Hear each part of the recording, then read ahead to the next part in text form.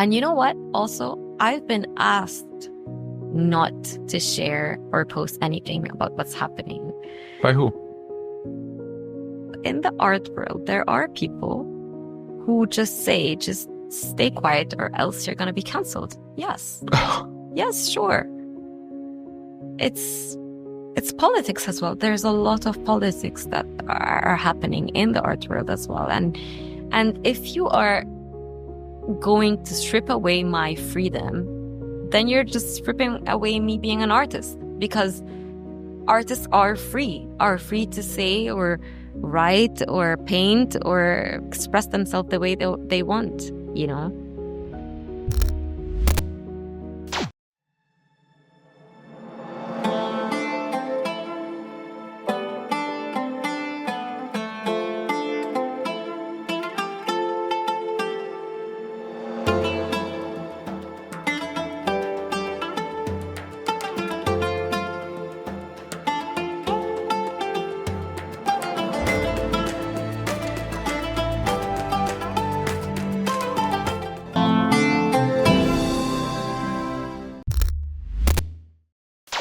Nourine Hammad, the artist. First time I have an artist on the show.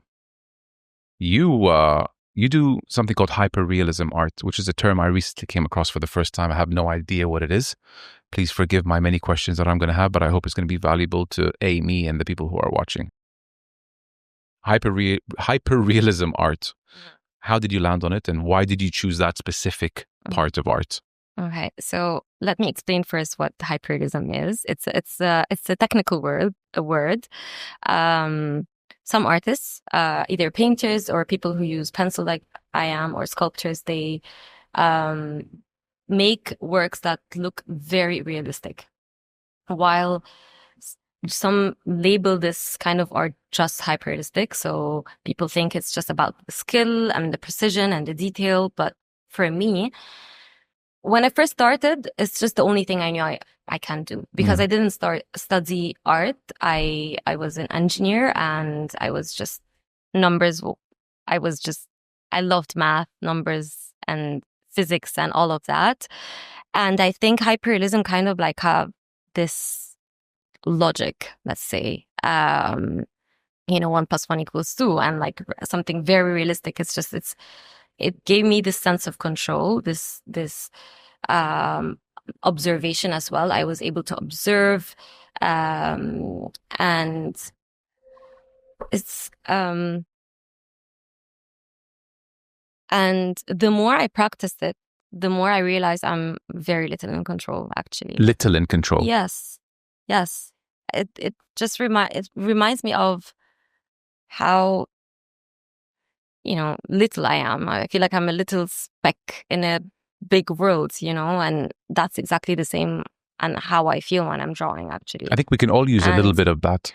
And yeah, and the fact that it looks so real, but it's not real, and that paradox speaks to me, I mean, I don't know, I discovered so many things just doing this. It really humbled me, because there's no such thing that's called perfection. And my work, like a lot of people, when they comment on my work, they're like, that's perfect. No, it's not.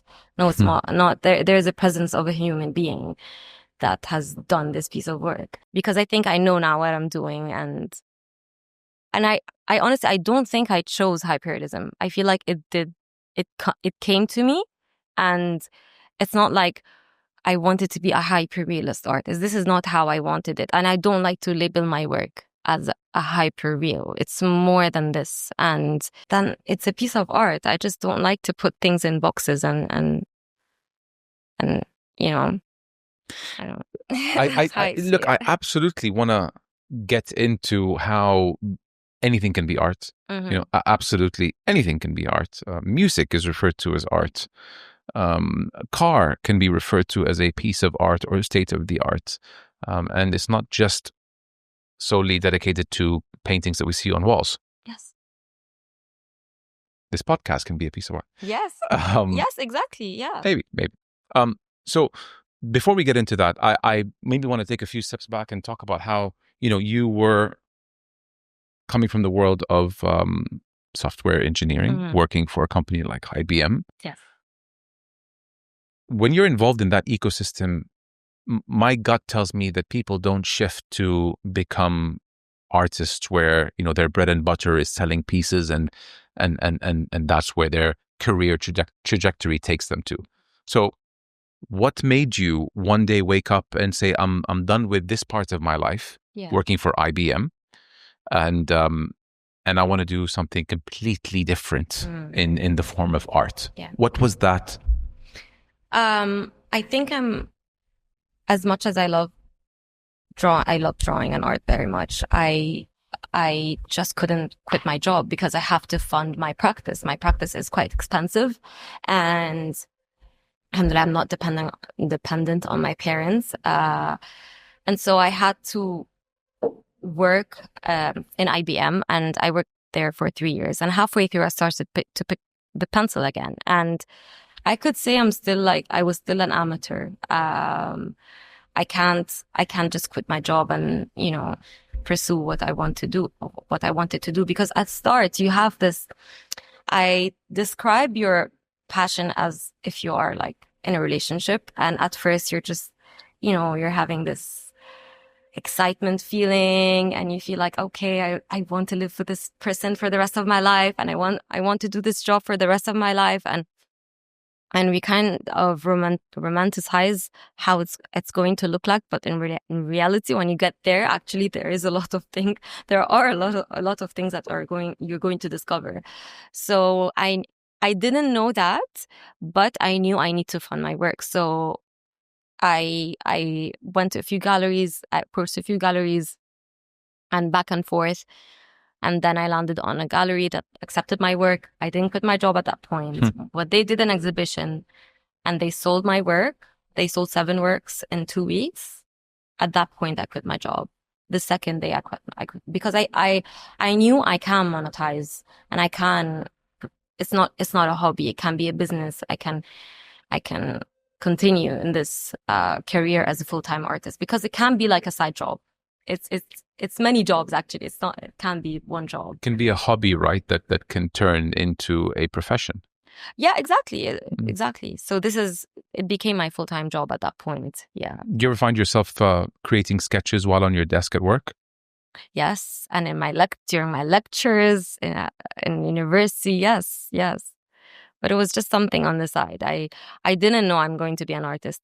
That's actually interesting. I mean, growing up, school, college, did you take a liking to something on the desk?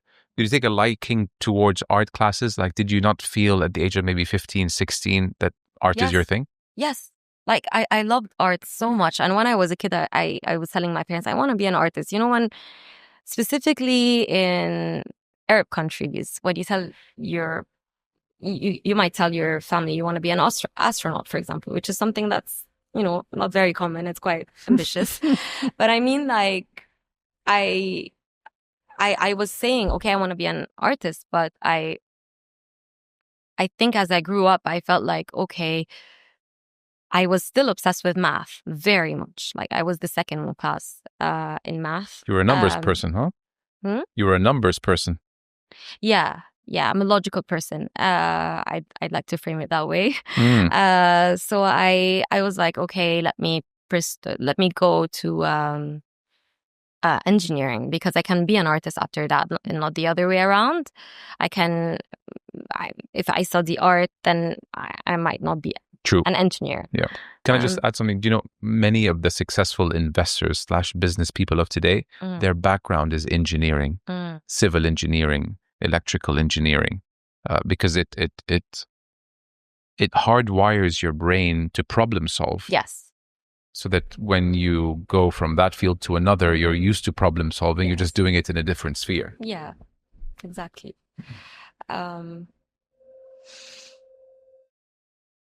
So you did the move. I did the move. No regrets? No regrets. No, but sometimes I went through some some hard time during this. I've been doing this for 12 years, so I can't say it was amazing and perfect. What was the hardest, lowest point of the 12-year career as an artist? I think right after COVID or just before COVID ended. It was really difficult at that point because people were not, everything was so unstable, and there were wars happening as well. So everything was quite shaky. People weren't investing in art, and they were, um, things were not very, normal for some time for everyone. So, and it's quite niche as well. It's not like food and shelter and all of the necessities, I think it's a high risk job. It is. Yes. Because it is a high risk. It's because what you're selling is, me from the outside looking in, I feel like what you are creating and what you're selling is a luxury. And in times of hardships, decline, a meltdown, COVID, for example, pandemic is the word I was looking for. Yeah. The first things that go out the window is buying a new phone, is buying a new car, is buying a new watch. The luxuries is buying an art piece. Yeah, and at that point I couldn't afford my own work.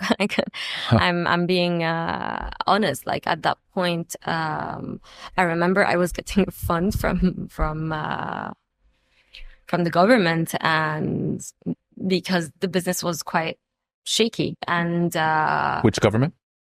The UK. Okay. I used to live in London for 10 years. So, and I had like just my last grant, and it was just very, very little. And I wasn't sure I was eligible. So I called and I asked them, am I eligible for this amount? Because I wasn't sure if I'm going to be able to pay for the rent of the studio. And the person who I was speaking to told me, yes, you are. And I burst into tears. And I can't tell you how low this number was. It's very, very low. But it was a fortune to you at the time. It was a fortune to me. And it was just, it paid the bill. It just paid the bill of the studio. And since then, the ball started rolling and things got better. And alhamdulillah, I can say I'm a lot better now. So, okay, I have to ask a question, and it might be on the personal side, but I'm just thinking out loud as an Arab man. Well, I think I'm still young, and I know what it's like. I haven't forgotten the days of asking my mom or my father for money. So I'm going to ask you that because COVID was a financial disaster to many people around the world, you felt the hit, you had very little to your name, and you were on the point of despair, where you eventually reached out to the British government and they gave you a grant by way of you being a citizen. Yeah. Did it at no point, Nourine, cross your mind to give family a call and say, can you guys, hook me up? Or is that not in your culture? No, it is. Like, my mom was like, Nourine, I feel there's something going on. Yeah. And no, it's just because I took this path, I have to deal with it. I have to learn how to pivot and make a detour, because it's not rainbows and butterflies always when you pursue what you want to do. And you have to, it's a big risk. And it's not just me. I feel like it's a lot of businesses, like a lot of entrepreneurs, they face a lot of issues and things that they discover along the way, and they just have to be persistent, That tells me a lot about yourself. Your pride is really high. You don't like asking for help. You went to Mecca yesterday on your own you took a car to the airport, got on a train, went to Mecca, got to Mecca, you found your way to the mosque, and then all the way back here without sending me a text message asking me for help. You don't ask for help. You don't like asking for help. No. I admire that. I salute. I'm not saying it I actually salute that, because if I was in your position and I was at rock bottom and I'm unaware where my next meal is going to come from, if it was that bad, I call my mom. Yeah. I'll call my mom. Mom, I'll pay you back. And you didn't. I didn't. But when would you? Like how bad does things need to get for you to I would And like, sorry if I'm picking away at this, but I no, just, no, I mean, like, at that point, I would like do another job just to be able to fund it again and just go back. That's it. You know, it's just, I just want to, يعني, I don't know. It's just, is it the feeling of failure that you're trying to avoid? Do you feel that if you ask for no. help, you failed? Oh my God, I failed so many times. So many times. Failure is part of the success. It's the best thing ever. Like, I failed 99 times to succeed one time. Yeah. So it's just, it's part of it's part of my practice. Like, I experiment a lot, and a lot of my experiments are failure, or they just fail, and I invest in them. And because the drawing is just, it comes later. I experiment a lot with textures, with objects, with concepts, and sometimes my vision, like my concept cannot just be translated into paper. So basically I risk and I fail. So it's not about failure. It's just because I just like to depend on myself, you know? I freaking admire that so much. Because 9 out of 10 people, and I know you probably want to move on to the next point, but I just want to give you your proverbial flowers. 9 out of 10 people call family. Yeah. And not pray that the government will answer their call and give them a grant. So it's really, really amazing that no matter how bad things get, you want to rely on yourself. Mm-hmm. We'll move to the next. So I do, but I mean, like, sometimes my mom would just sense it, and she sends me something. Like, no, mommy, please don't do that. But like, I just have to acknowledge that, but I don't ask. By the way, it's also very, I have some of my closest friends in life are Egyptian. Very, very, very close people to me. They're based in Dubai. They know who they are if they're listening. You guys are built different. You guys are super, super independent from a young age.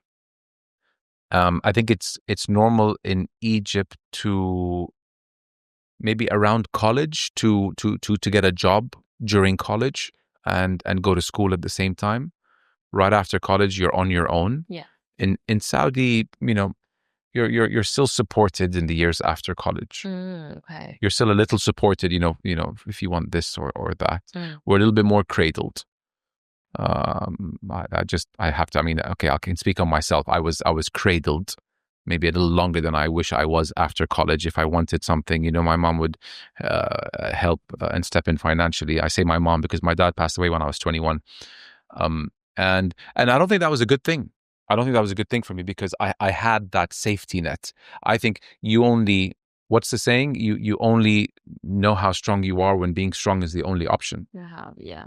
You only know how brave you are or how courageous you are when you have to walk and there is no safety net and you're crossing on a stick between two buildings. There's no safety net.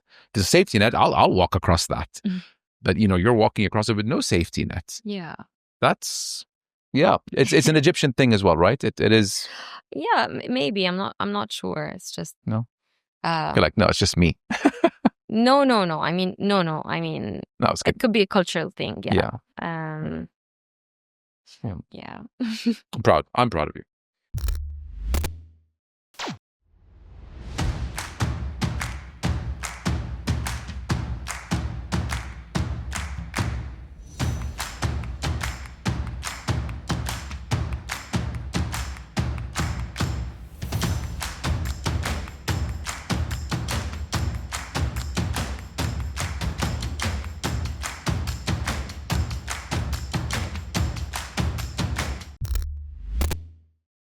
You know what's pretty cool, what's happening on a domestic level? MBS said this a few years ago. He said, we are Qiblat al-Muslimin, where in English it's where Muslims face 5 times a day, and they come here for Umrah and Hajj, and we don't have a museum, an Islamic museum here. These people from all over the world, they save up their entire lives to come to Hajj and Umrah. at the end of that process, it would be nice for them to enter a museum, like a Louvre equivalent, but for the Islamic world. And the Islamic Ben Ali was born a few years later. So 2 years in Riyadh, and then 1 year in Riyadh, 1 year in Jeddah. We'll fact check it. It could be every 2 years, 1 year in Riyadh, 1 year in Jeddah. It just finished in Jeddah. It ran for the last 4 or 5 months. And you are getting pieces. I went. You are getting pieces that never left countries like Uzbekistan, that never left. You're getting pieces that never left countries like Turkey. Yeah. So can you imagine? They're probably on, don't quote me, but they're probably on like state, army aircrafts to make sure that they're safe on air, landing here. Imagine the security around these pieces that never left their country. The event runs for 4 months, and I can't tell you whether you're into art or not. My knowledge of art is very, very minimal. And I went to Ben Ali 3 or 4 times, and I'm just mesmerized by these pieces. And it's good to see it actually come to fruition. Yeah. Crown Prince said it 5 years ago. We don't have it. And now the Ben Ali was born. And you'd be surprised how many people who come for Hajj or Umrah end up going there as part of the, let's do that before we fly out. It's actually part of it's in the airport's jurisdiction. So what a lot of people do is that they go, and then from there they fly home. But a lot of people fly in for it specifically. Wow. It's like on the map of, new art galleries that have popped up. And I wish you came just a few months ago. You would have loved the experience. Ministry of Culture, when they do something, and I just have to. Now I'm in Dubai. I can definitely go around much easier. Yeah. than when I was in London. I can see how the art scene is evolving in the Middle East and in the Gulf countries. I can see that. And just a week ago, there was an announcement that there will be freeze in Abu Dhabi, and there is Art Basel as well. Freeze is the other big one, right? Yes, that's in Hong Kong. Yeah, that's in Hong Kong and the UK in London. So just 2 spots. Yes. Okay. And it's a very big one as well. And Art Basel, and there is, like, of course, there are a lot of things that are coming and happening now in the Middle East. Of course, in the West, it's much more mature and more saturated, let's say, but there is thirst here as well, and they're looking for talents as well, and there is a lot of pride in that I can see in galleries here in UAE or in Saudi. There is a lot of pride, and they're also entering the international dialogue as well, which is something that I'm seeing, and it's growing and evolving at the moment. So we're rich. I mean, artistically speaking, the Middle East Islamic world is rich with examples of art. Yeah. And the interest is there. The culture is there. That's the thing. That's the good thing about the Arab countries, that we have history and culture that we are still holding on to. And it's not just, international without any identity. It's there, and we're holding on to them as well, and we're showing them. Yeah. Whether here or internationally. So Art Dubai was one that I went to a few times. They created a good name for the art industry on a GCC level. Art Dubai, it was very successful. Yeah. Still going, right? Still it is, yeah, I thought so. Do you need to be obsessive in this field to be good at it? Like, are you? I don't want to say OCD. I just want to say obsessive in the field where you think about it when you're not doing it. Okay, so I am obsessive. Yes, I'm very obsessive, of course. And I think that's, the 80-20 rule, where 80 is just great and 100 is exceptional. It's perfect. Not perfect. Okay, let's not use this word, but it's just... Because nothing's perfect. Nothing's perfect. Yeah, I mean, exceptional. And those extra 20% are extra time, effort, money, detail, you name it, to just make this little extra thing, to make it,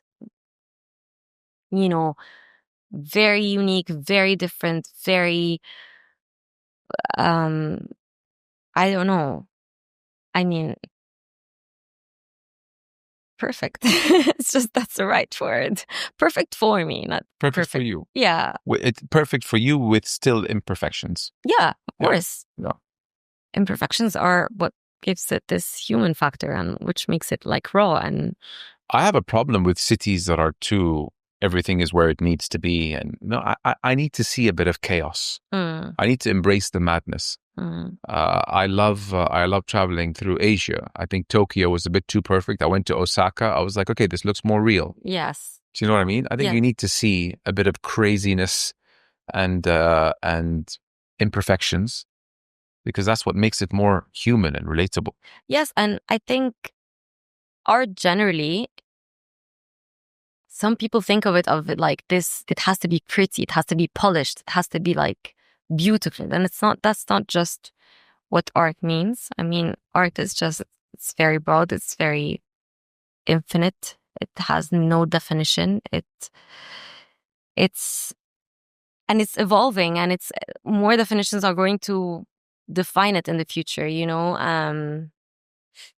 I think there's no good or bad art. I mean, it's perspective. It's very subjective, and it's all about perspective.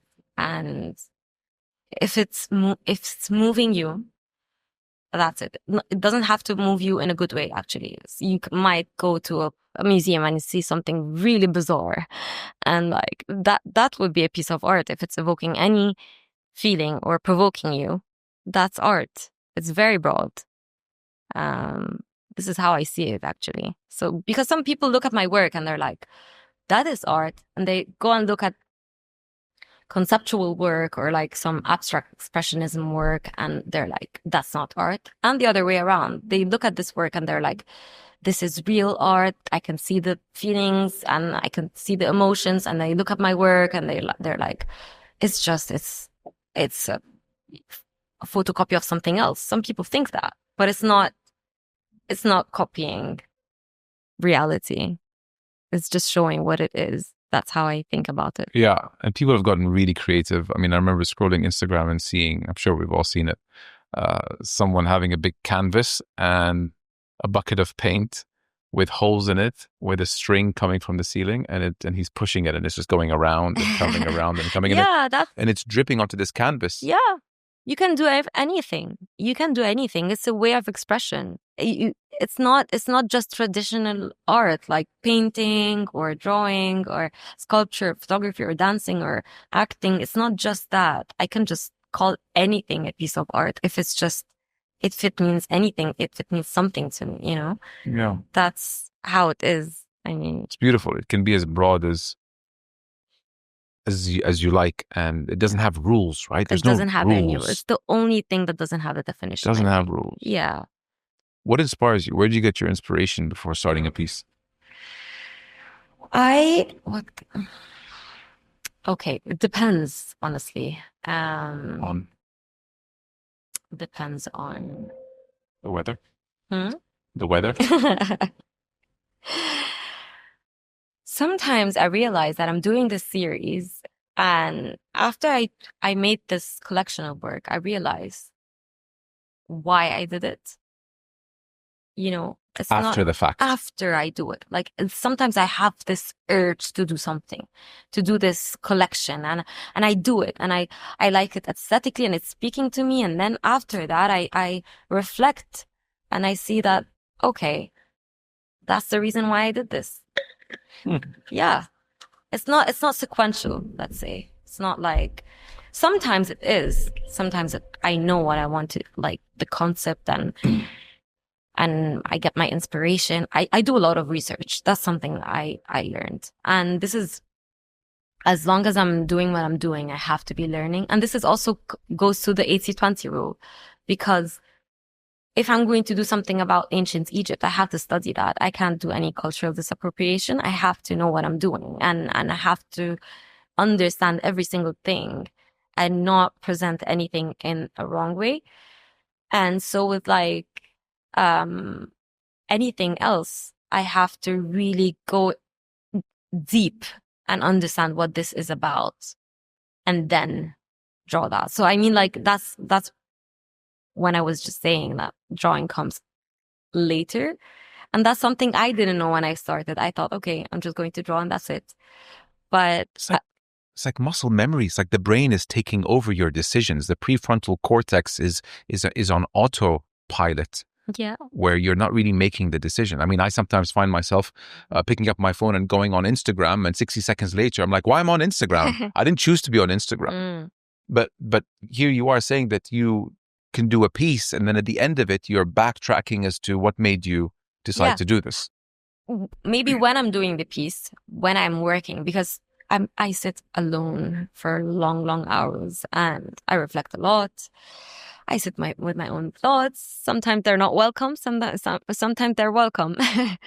And I reflect when I do that. And when I listen to podcasts as well, I reflect. I listen to a lot of podcasts. What kind of podcasts? The Mo Show. All right. Okay. All right. I mean, I had to ask. Yeah, of course, your show. Is it meditative for you? Yes, very much. Listening and working? Yes, listening. Because I can't be just drawing and just sitting with my thoughts for long periods of time. Like sometimes it's good. Like I am an extrovert and selectively introvert, let's say. I like that.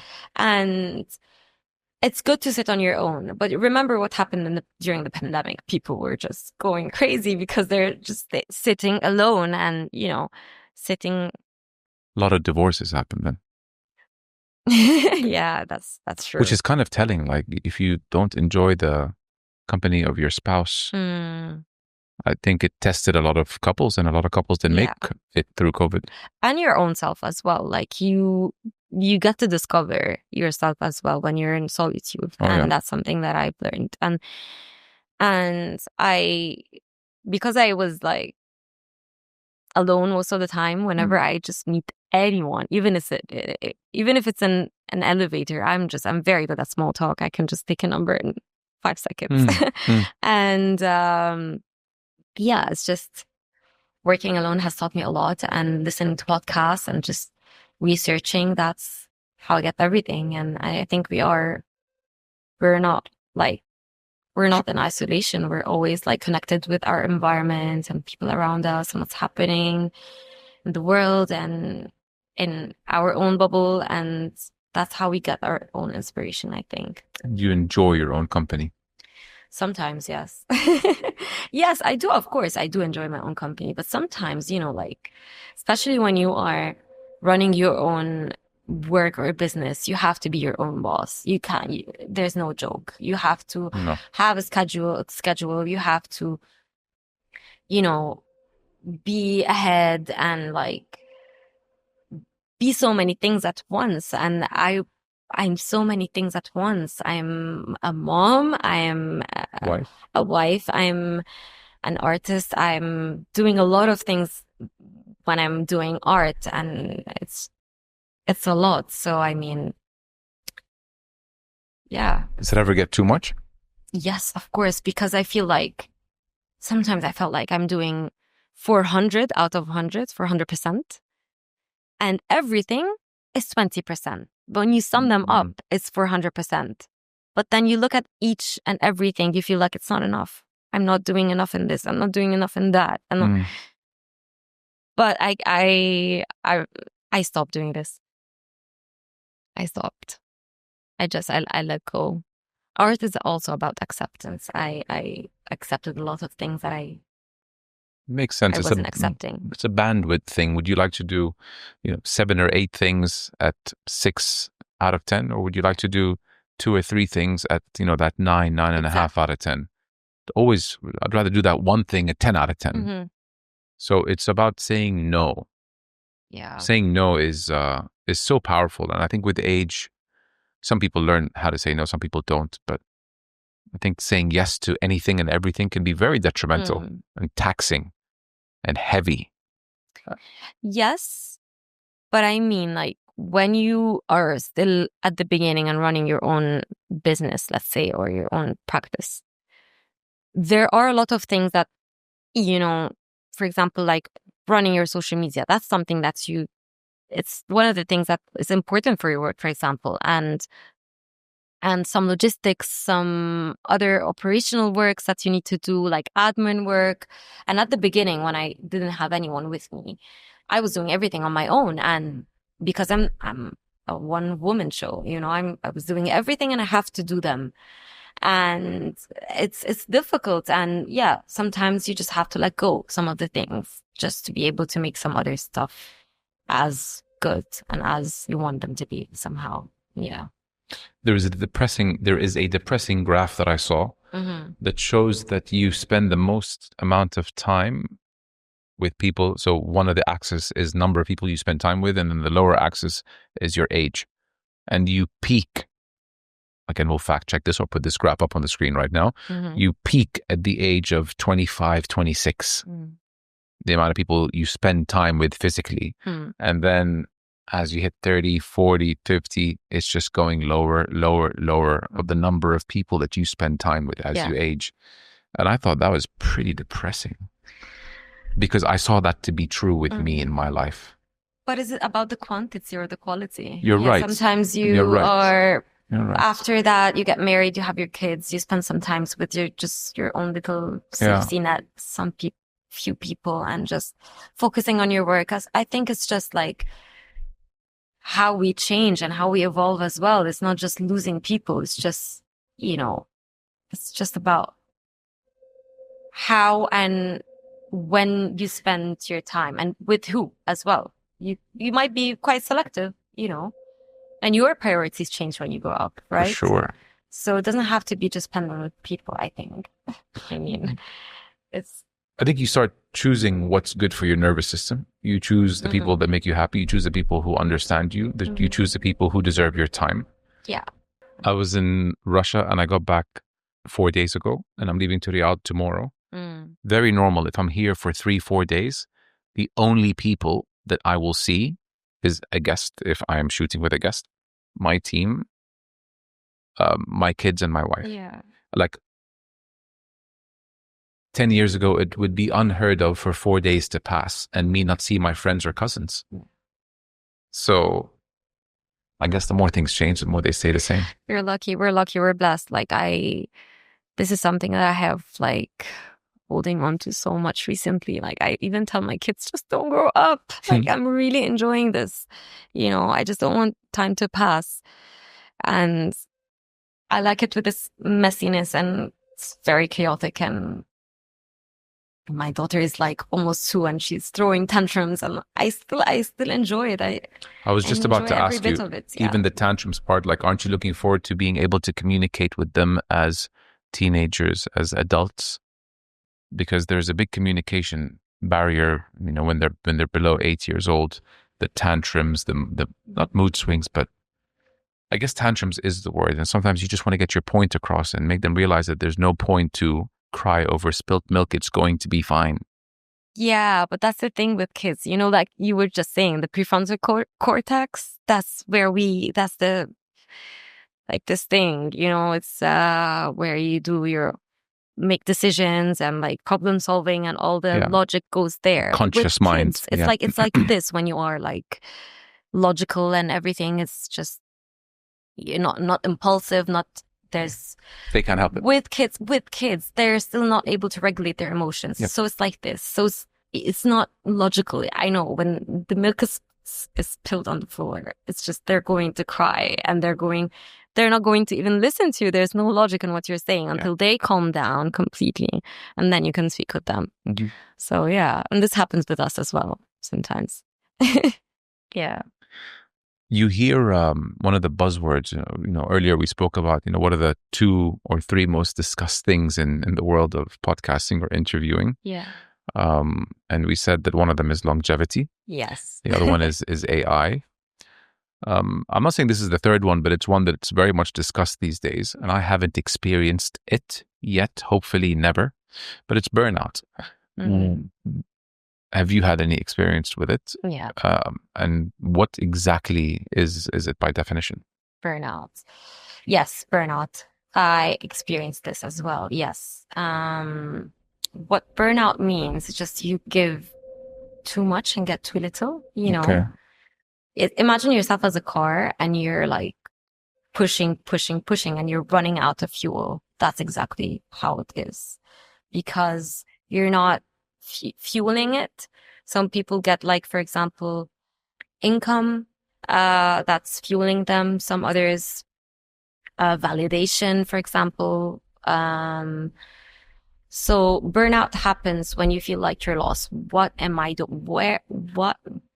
Why am I here? That sometimes happens when you're like so tired and exhausted of overworking, and just you can't really see any outcome.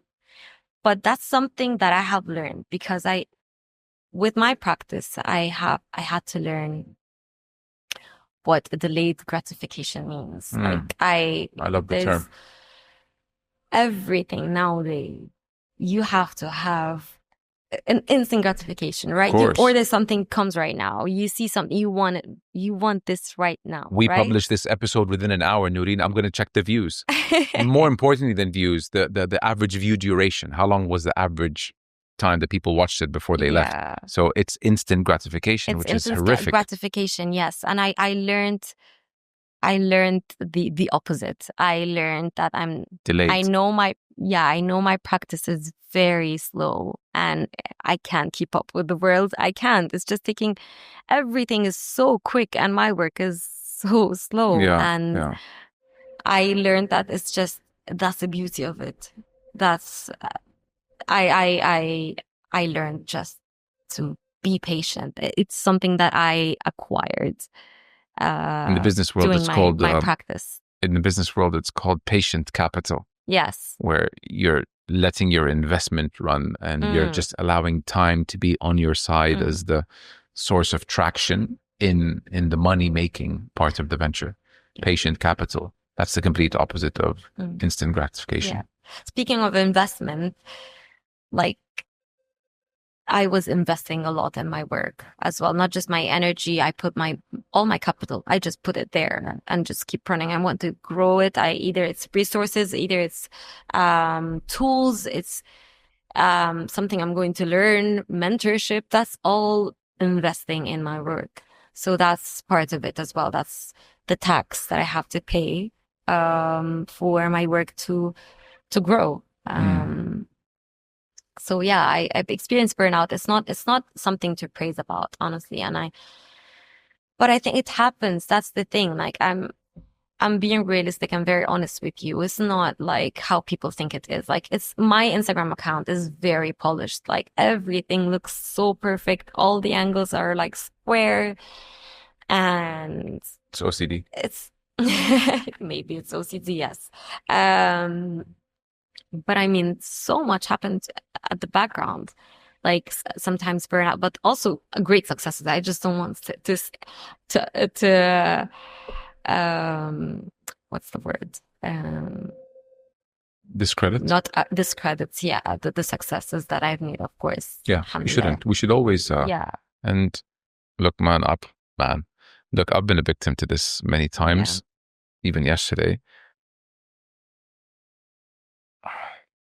Someone says, Mo, amazing job with the podcast. It's so good. It's all that. Like, we're amazing. You're amazing. I tend to shy away from that. And I'm like, no, I didn't do anything. I didn't do that. And my wife was with me once, and she's like, that person really thinks that you are someone that did something special. You saying you're nothing kind of like bursts his bubble, and you're discrediting yourself. Yeah. You've done this for 5 years, and you've put your heart and soul into it. Just acknowledge that it's something, and don't say it's nothing. Maybe it's not where you want it to be yet, but it's also not nothing. Yes. So I'm just coming to terms with acknowledging that maybe it is important we give each other credit. Credits, yes. Give ourselves credit. Yes. I think what you were just describing is imposter syndrome, and I think it's with a lot of successful people who just think they're there by luck. And that's also something that I feel. Sometimes I feel like, why am I sitting and drawing and some other people are just starving? And I feel like it's just pure luck. It's just, sometimes I feel like I don't deserve this. Like, I really do sometimes think this way. Like, why am I here and others are not? Especially after what we saw in the last 2 years. Yes. Especially that. Yeah, exactly. No human should ever go through that. And on the other side, it's tough for a human to even watch that. Yeah. No human should ever go through that. Yes, Let me just put 3 lines under that. Watching that is like, it's paralyzing. It's paralyzing to even watch, because you're like, I don't deserve. Why do I deserve to live such a? Anyway, this subject really, like, it hits hard. Yeah. Although there was great news yesterday and today out of Sharm el-Sheikh, that it was a long 2 years of watching and what so we much watched. Loss has happened. Like a generation, Annie. It's just horrific. It's one of the things why I did not post anything for almost a year. Really? Because I just couldn't. And that's the thing. Like, I was still drawing. I was still working. But I wasn't able to publish my work. It wasn't intentional. I wasn't able to do so. Every time I tried to post something, I just open my Instagram and I see people and kids dying, women crying over their children. And I feel like, and you know what? Also, I've been asked not to share or post anything about what's happening. By who? In the art world, there are people who just say, just stay quiet or else you're going to be canceled. Yes. Yes, sure. It's politics as well. There's a lot of politics that are happening in the art world as well. And if you are going to strip away my freedom, then you're just stripping away me being an artist, because artists are free to say or write or paint or express themselves the way they want, you know? This tiny state in the Middle East called Palestine showed the world who is who. Yeah. Showed everyone who they are. Yeah. I loved the saying of someone saying that I want for you whatever you want for Palestine. You won't find a more resilient bunch than the Palestinians. Yes, of course. Yeah. God gives his hardest tests to his strongest soldiers. That's true. That's very true. How do you handle blocks or self-doubt? Creative blocks. We spoke about self-doubts right now and imposter syndrome. But yeah, creative blocks. I don't think I've ever faced a creative block, because I'm always researching and I'm always experimenting. You know, like creative block, I don't know. It sometimes happen. Some artists, I don't know how it happens, but like, as long as you're doing something and a door is going to open, you just have to walk, you know? If you're just thinking and just holding a pencil and trying to think, that's hard. But like when you do research, you can get inspiration from a lot of things. And when you just, you know, sometimes speaking with strangers can give you an inspiration. Sometimes traveling somewhere can give you an inspiration. If you can't travel, you just go somewhere that's not in your comfort zone, let's say. So if you're into something, you can go do something else completely different than what you're doing. So that's what I'm doing. I'm always open. And I experiment. That's the thing. I experiment a lot, and a lot of things fail. And or sometimes when I experiment, I discover something during this experimentation. So if I want to go from point A to point B, on my way to point B, I might go to C, you know, because I'm doing something. So I haven't really experienced a creative block yet. Good. So, hopefully never. Hopefully never, yeah. Do you feel that you're an observant person? Yes. Yes, I observe so a lot. If you're like in a room around people, can you read the room well? Can you tell who's actually happy, who's pretending, who's insecure, who's secure? About insecurity, I'm not sure, but like I do feel If there's someone struggling in the room, yes, The I energy. do feel that because I struggled before, so I do understand how it feels, and I do sense their energy, and I feel it as well, and it gets to me sometimes, and I carry it in my heart. When you said you struggled before, struggled with what? I struggled with postpartum depression. That's something that I struggled with. And also after my sister's accident, I struggled a little bit as well. So I know what pain feels like. So I do sense it, yes. Yeah. It's almost like a sixth sense where you can detect people going through something. Yeah, it could be because of my work, like how I observe every single detail and I see things maybe others don't see, like the detail, like every single thing, because I pay attention to them on a daily basis. Maybe, I don't know. Maybe. Yeah. Look, we'll get into postpartum depression. I think it's going to be something that many females, either who've been through it, pregnant today, or hopefully one day will be pregnant, I think they'd want to know about it. I think it's always important to know and be aware of something. I wish I knew that something called panic attacks existed before I had my first one 10 years ago, because I thought I was done. Yeah. So knowledge and knowing of something helps you combat it when you're going through it. Yeah. You know? Yeah. So we'll get to postpartum depression. You have a twin sister. Yes. And her name is Rania, and she had a really bad accident.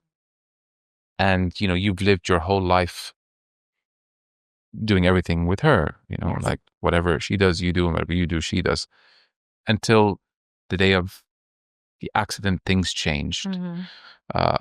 If you're comfortable going there, what was that experience like for you and her? And I think like there was a life before her accident and another life after the accident. Like I feel like if I'm splitting my life, it's just going to be that. That's the point where my life has taken a huge turn, you know?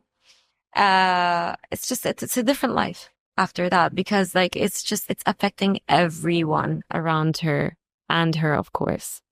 So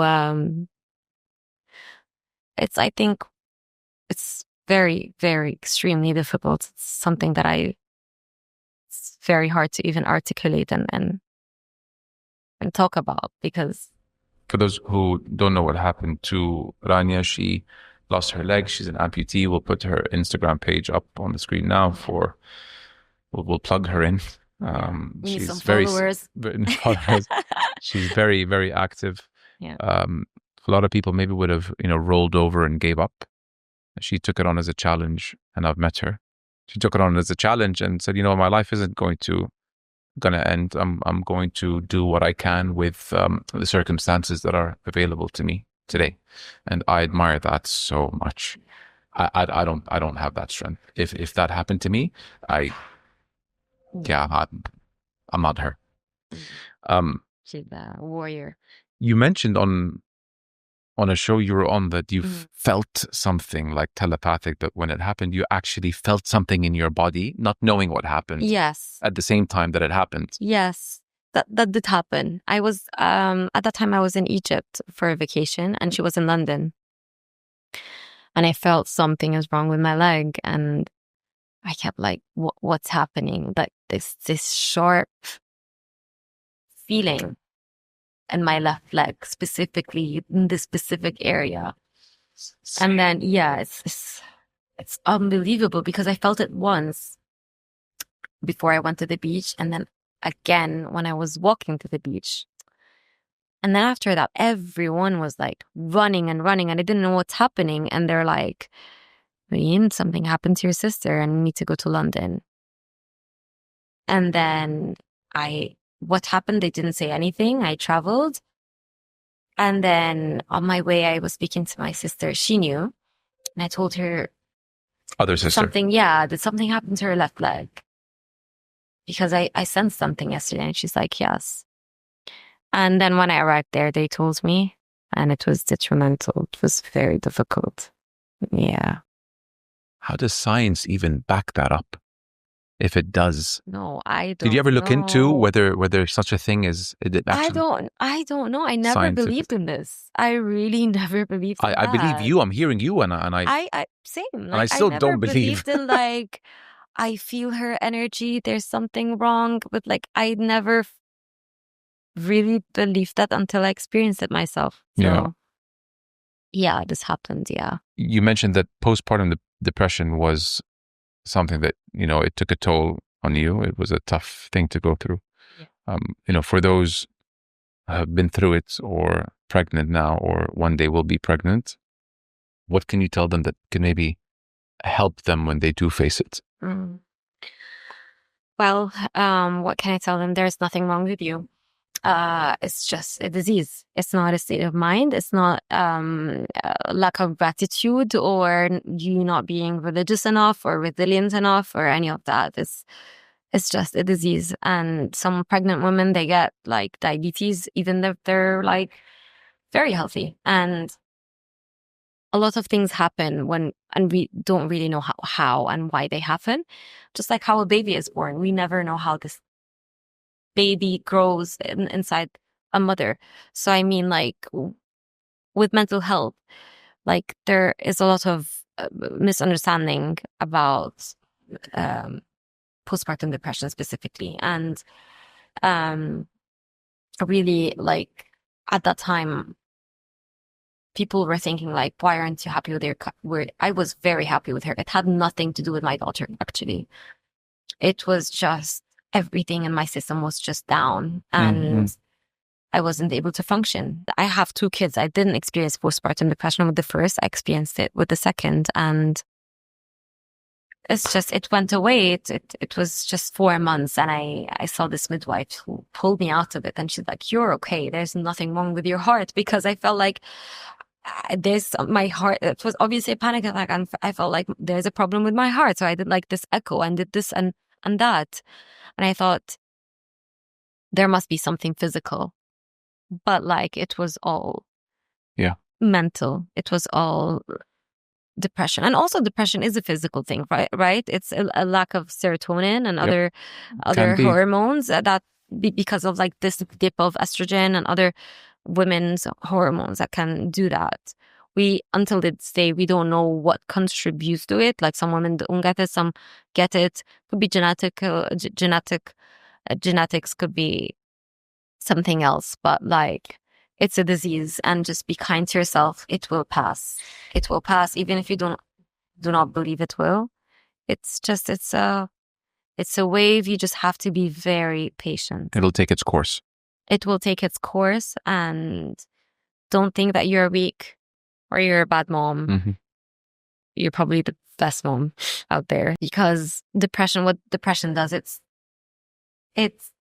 attacking your self-esteem, basically, just like autoimmune diseases. It's just attacking yourself. It's just the same. Depression attacks your self-esteem and it's going to strip away every definition you put to yourself. So or in my case, if I define myself by being a great artist or being a great mother or being, I don't know, putting my other definitions to myself, it can take away all of this. And you might ask yourself, like, who am I? Who am I then? But then, like, you realize that you exist here and that's enough. You're enough. That's all. Nothing else. Yeah. You are enough. Yeah. Could be the thumbnail of this episode. You are enough. This is why. Yeah. You did 10 years in London and then you decided to shift to the UAE. Yes. What prompted the shift? London at the end was quite rough, let's say. I think for families, it's inhabitable. I've lived in London in all stages. Yes. Uninhabitable? Uninhabitable. Inhabitable or uninhabitable. You cannot live there. Yeah. If you have a family. Yes, I think so. I lived there in all stages. I lived there when I was single. I lived there when I was married. I lived there when I was pregnant and when I had kids. And I've lived in London in in all stages, and I loved it differently in all stages. But like with the family, it was just beyond. I felt like it's not, unfortunately, it's not safe for kids, for yani, for our families. Did something happen? No, nothing happened, but it's not safe. It's not safe. It's not as safe as Dubai. Let's say Dubai No is comparison. boringly safe. It's very, very safe. You know, that's something. But of course, art in London is something big. You can't have it all, right? You have history, you have culture, you have museums. It's embedded in the culture, in the system. Everyone knows what art means. Oh yes, everyone, they have it in their education. It's just there. It's not just outside, you know, in the windows, let's say. No, it's not like that. So yeah, it was a shift, definitely. But I think I can't think on my own anymore. I'm part of an entity, and my entity is my family. So, and the art scene in Dubai and Gulf generally is promising, and it's on the up. It's on the up. Yes, and I see a lot of great galleries that are actually stepping, and they are in the global art scene, and they are entering the international dialogue. I can see that in some galleries in UAE and in the Gulf generally. So, and I just moved my work to Dubai. I'm still in between Dubai and London. I do have an exhibitions in London. I just had one in last summer in the Royal Academy of Arts. So it's not just, it doesn't mean that I moved completely and working only in the UAE. Let's say I'm trying, and I consider myself an international artist, let's say. So I would like to, I'm exhibiting in London, I'm exhibiting elsewhere, and I want to exhibit everywhere. It's not just the UAE. So I think that was, and I think it's the best decision we made, is to move. We knew we had to move, and we've loved London, but it was not for us at the end. And I also, I'm holding on to our culture, and I want my kids to be raised in that culture. So that was like a decision that we've taken actually like 2 or 3 years ago, and we only made it last year. So we're taking this decision slowly, not hardest decision to make. Choosing where you live. Yes. And moving everything. I moved my studio. I moved like my friends, my family there. It's just, it's a decade there. And I've learned so many things in London.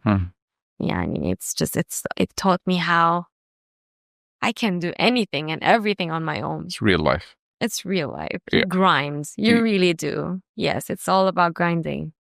When it comes to the investment appetite or landscape, is the space in a good place right now? What do art investors look for? And what's risk appetite versus speculation? Like, do you buy and hope that it'll, like, what's the percentage of buying an art piece and hope that it'll appreciate in value versus one that doesn't? Yeah. Is it a shot in the dark? That's what I'm trying to get at. Sometimes, yes. Sometimes. So you have auction houses, you have mega galleries, right? And they have like established artists, but yes, some work sells and then it doesn't sell afterwards because there is a hype, right? And that's speculative investment where collectors invest and they put so much money onto this artist, and then it's a hype, and then it goes down. So what happens is now, like, mega galleries are taking new talents, promising talents, and instead of like a collector just putting everything in just one artist, they would basically invest in new talents that had, for example, solo shows, and they are at the first few steps to be established, let's say, because like also mega galleries and big galleries, a lot of them are tired because of living in this capitalist world, right? Because you have to have artists that sell, and they're not really able to look for talent. And so I think this is now shifting, let's say, in the past few years, that things are shifting. Some galleries have closed, unfortunately, because of that, because they are unable to look into other new artists because they have to keep the ones they have. And that makes it saturated, and that makes the investment sometimes harder. And that's why things are actually changing at the moment. How do you switch off? Like, a lot of people would think that maybe doing something creative is a good way to switch off. But how do you switch off from even your creative side? Switch off my creative side? Yeah. I don't switch it off. How do you switch off from life and take a break from, the monkey mind? When I went through my postpartum depression, I learned something. I learned about slow living. And I learned that slow living doesn't mean that you're living slowly or you're doing things slowly, or it's not about laziness or lack of ambition. It's really about being present. So imagine a kid and a grown-up, an adult. They're both waiting in a queue, okay? And you're telling the child to wait for 10 minutes and the adult for 10 minutes. Imagine the child, they would say 10 minutes, that's so long. Like 10 minutes for a kid is so long. And for an adult, it's just not that much. And when you think of it, it's because the child is very present. He's observing, paying attention to detail, using their senses, their sense of smell, the colors. They're just really, really stimulated by everything that's happening around them. And while the adult, they're just be thinking, rushing, planning, they're somewhere, their mind is somewhere else, right? And or scrolling. So that's why time passes so quickly, even though it's just exactly the same time, 10 minutes, right? But it's seen very different because one is very present and the other is not. So that's something that I have learned. I learned to be present. When I'm with my kids, I'm not going to think about my work. And then when doing my work, I'll try my very best not to think about my children. And that made me very productive in this, and really using my time and really being present with my children and using this only for them, giving them all my time, quality time. That's it. That's why I learned how to put a border, like not a border, like a wall, and just not think about my work when I'm with my kids or doing something else that's not work related. And it's something that I had to unlearn, something that I had to undo.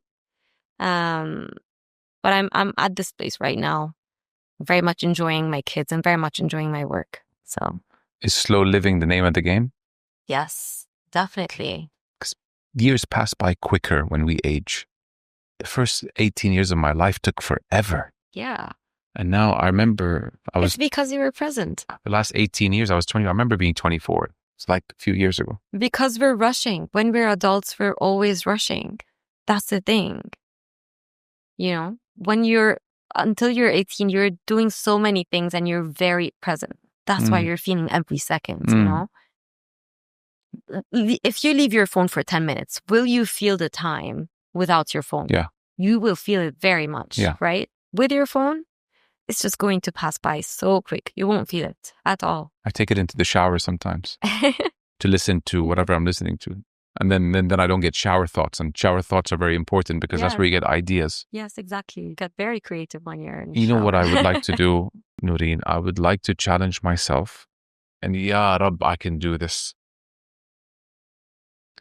I want to go, and it's really not that crazy. Mm-hmm. I want to go half a day. And I'm all about setting realistic goals and expectations. I'm not about to say I want to go 2 days and no phone. No.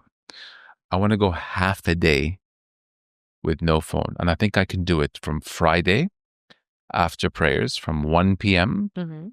till 9. I want a digital phone detox. And I want to start that from this Friday. And I'll let you know what happens. I'm going to challenge myself. And tell me how you feel about time. Because you will feel the time intensively, I think. And you can do a lot of things as well. You will be surprised how many things you can squeeze in 5 hours. So I find myself on Instagram not having made the decision to go on it. That is some cortex that's choosing to go in there. I didn't choose it. Sometimes this is something that I have learned in one of the podcasts.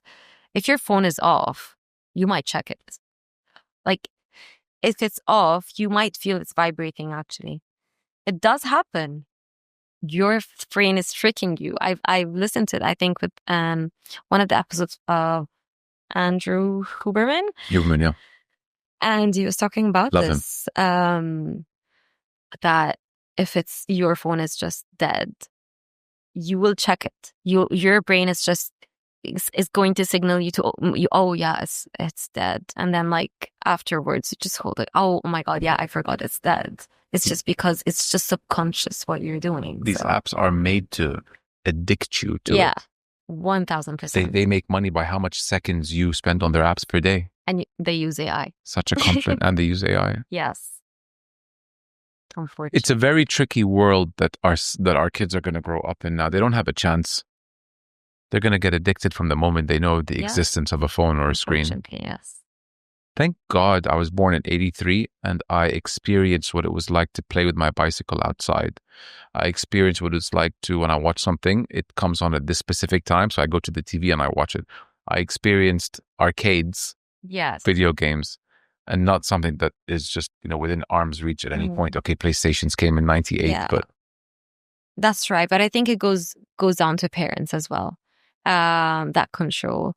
At the start, I'm not going to let my kid own a phone before 11 or 12. I'm not going to do this. Even if his entire class got this. Good. And I'm going to teach him that this is not going to define his worth. Good. And I think, like, with my child, I don't let him use screens much. I like him to go outside and play barefoot. That's what I want. And go out and come back in like 2-3 hours. And he just goes and it's safe. So that's what I do. I like him to come back dirty, with dirty hands, dirty feet. That's what I want. Yeah. That's life. Yeah. That's childhood. Yeah. Right? Exactly. Tricky world. There's a big conflict of interest. These app developers, these app builders, they don't want what's best for our kids. They want them on the damn app for as long as possible. And that's talk about a conflict of interest. We fell victim. How do we go about keeping our kids ready for the real world versus not wanting them to, fall in something that will hurt them, be it physically or mentally? Hurt is a good thing. It teaches you. Experience is the best teacher. But at the same time, we don't want them to get hurt. But hurting is something that will help you not be so naive in future. I fell at that. I'm not going to do that. I'm going to go around this time. So where do we draw that line? How do we get them ready for the world? And not, do we want them to experience pain? Do we not want them to experience pain? I mean, we can't stop our kids to not experience anything. You can't stop them. But what you can do is guide them with your own knowledge. Remember, you're old to them, and they will have their own perspective. Sometimes they will be right, and I will be wrong. That's a fact. But the thing is, I will do my very best to find this balance and guide them as much as I can. And I think they are already seeing me as my child. He is already seeing me as a mother, as a hardworking mother, as someone who fails, and that's okay. As someone who does a mistake and says sorry. And I think we should lead them by example. Yeah. As raw as we are, not perfect, we make mistakes, and that's okay. So when they grow up, they forget themselves when they do a mistake and they stand up again, and they might repeat the same mistake over and over again. It's fine. And they will learn at some point. But I think at first that the fundamentals have to be there. And that comes from living in a nurturing home and giving them the space to explore and to fall and to stand. And that's how it is. But pain, it's part of life. Pain is, if we define it, it's failure. Failure is good. How do we know success if we don't fail, right? So grief is pain, but it is life as well. So you can't stop. You can't stop all of that. And I think sometimes when people feel pain, they experience this, they have this sense of empathy to people around them as well. So they don't fall into that. So I think this is something that we also need in this world. So I mean, pain is part of life. Pain is progress. Yes, definitely.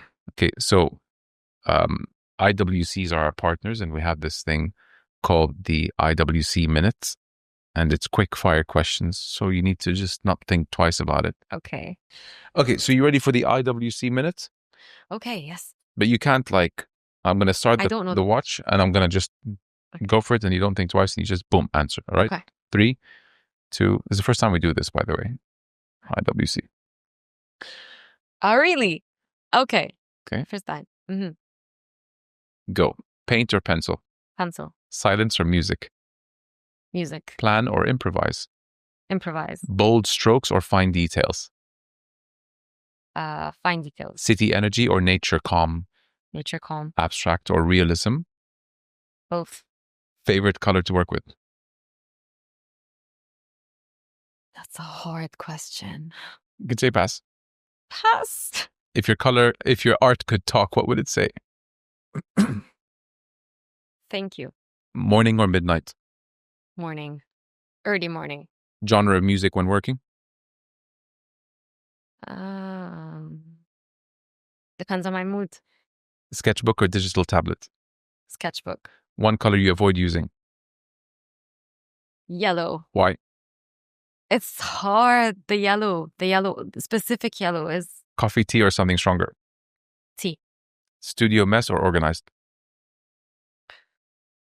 It's messy, but I want it organized. 1 minute. That was actually quite good. That was good. You were good. You were very off the cuff. Really? Yeah, that was great, Nourine. That was you. amazing.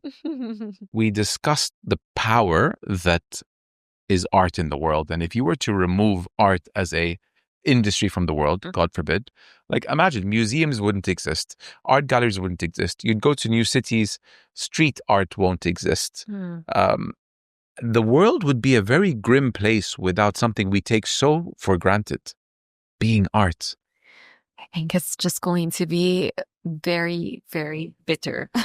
Life without art is dead. It's not life. This is lifeless. It's really lifeless. Remember the caveman? They used to draw and do these drawings inside the cave. Yes. Because it adds a new dimension to life. So I think, and art is everywhere. I think it's difficult to have a life without art. Sad almost. There's beauty depressing. in allowing people to be creative and to use, that part of their brain and keep them maybe distracted from doing detrimental things, from doing something that is just not productive time-wise. It's peaceful. Art can be peaceful. Yes, very much. It speaks freedom. Yeah, freedom of expression. Does your pencil always need to be the sharpest? Very sharp. You're always winding that puppy up. Always, yeah. Yeah. For the detail, yes. It's so meditative. It is, yes. But when I asked you, you didn't really emphasize that it is meditative. I feel like it really is. It is. It is when you're not thinking about anything else. Yes. Is it stressful for you? No, it's not. Drawing itself is not stressful. It's very meditative. But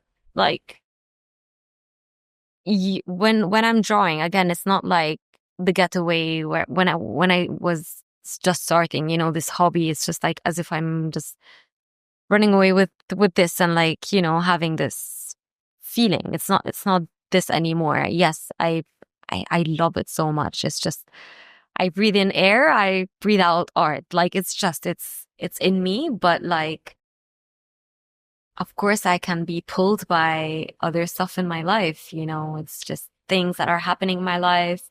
Stress, deadlines sometimes. Commission, when it's commission based. Commission work, if I need to do that, some logistics that I don't like. Yeah, it's just, it's not just drawing. It's so many other things together. And I have to be able to work in different conditions, to be able to pivot in my work and, you know, get through it and make a detour whenever I need to. And so it can be stressful. Yes, it's like any other job, you know? Yeah. But yeah, because there are other dimensions that goes with it. So, any favorite quotes or mantras that you live by? Yes. Once a gallery curator told me, I'm not sure if it's exactly like what I'm going to say, but it says, Rome was not built in a day, or Rome was not built overnight, which means that, you know, how Rome is beautiful now. Takes time. And it takes time to be great and exceptional. So I take that with me. And that also I remind myself when I'm waiting for the gratification and the delayed gratification, I remind myself that I have to wait to be great. So it's fine. Is there an artist that you'd like to meet or collaborate with or have a cup of coffee with? They change. Who's the recent one? It's the beauty of life.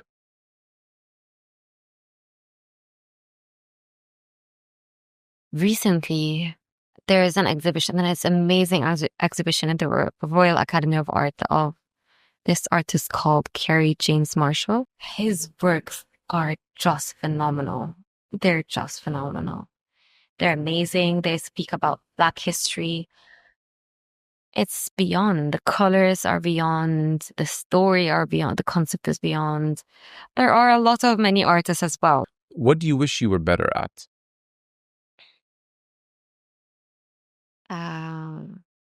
Organizing. You disorganized? I'm disorganized.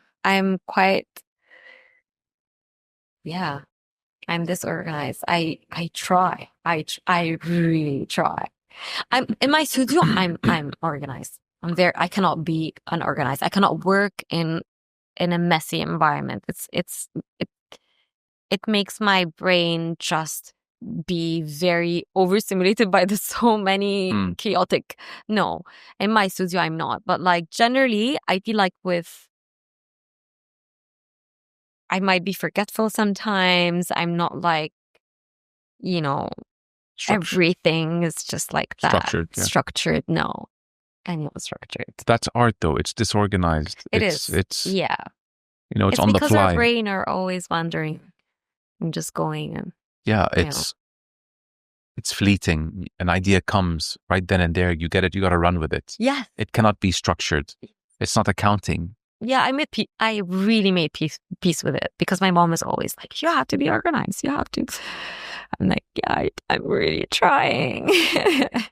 But like, yeah, but she came recently to my studio and she was very surprised. It was very, very tidy. Yeah. You know what helped me be organized? I remember now. AI actually is helping me to be organized. Oh, yeah? Yeah. It just creates a schedule for me, for my kids, for my work. And like, it puts everything and like divides everything and that my time. And like, I have to, because I have to, you know, what's it called? Balance. I know the word. It's fine. Just maybe balance. Yeah. Did you grow up with anything from when you were younger that was either a complexity or something that made you feel that you'd be good with your hands in an artistic world? Like, it's got to have come from something. It didn't come from sketches in your cubicle at IBM or corner office. Yeah. This came from something. The whole hand-eye coordination does it tie into something from when you were a child? Yeah. I started when I was really young. I can't even remember when I started drawing, but my mom let me draw on the wall. She let me really color everything on the walls. She was okay with that. She was very supportive. Along the way, I think I was really good at art and drawing at school. So I was always nominated as like the representative of the arts of the school for like years and years, I think 6 years at school. So it was something always. Art was something.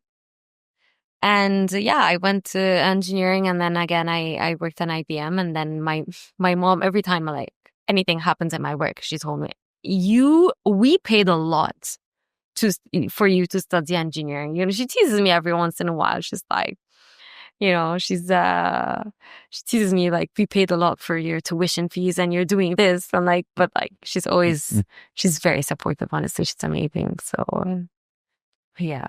You've achieved a lot in life, marriage, kids, motherhood. You left something that maybe you didn't feel like you were born to do to something that maybe you do feel like you're born to do. When we spoke on the phone, you told me that there was a complexity that you were born with where you were squinting as a young child and you had these special glasses that you were wearing. Yes. So how did that come about? And when I was 2 or 3 years old, I had a squint. Both my eyes were looking inwards when I wanted to look at anything that's near. Basically, anytime I wanted to look at something close to me, I squint. And I was wearing glasses and they were wrapped around my head. And because I was very young, I would pull them out. But then alhamdulillah, my eyes shifted normally with the glasses. They kind of like shifted them to the right direction, let's say. And it's quite funny because that's the core of my practice. Seeing is the core, and observing and the details. It's just how I see. More than my hand. Like I can use my left hand to draw, you know, but my eyes, it's everything. How I translate anything into paper. Yeah. Thank you for coming to Jeddah for this episode. I'm so glad you managed to do Umrah yesterday. Thank you. And I know you have a flight that takes off in an hour and a half. Yes. So we could easily go another hour and a half, but then you're going to have to make a call to your family that you're not going to be there. Yes.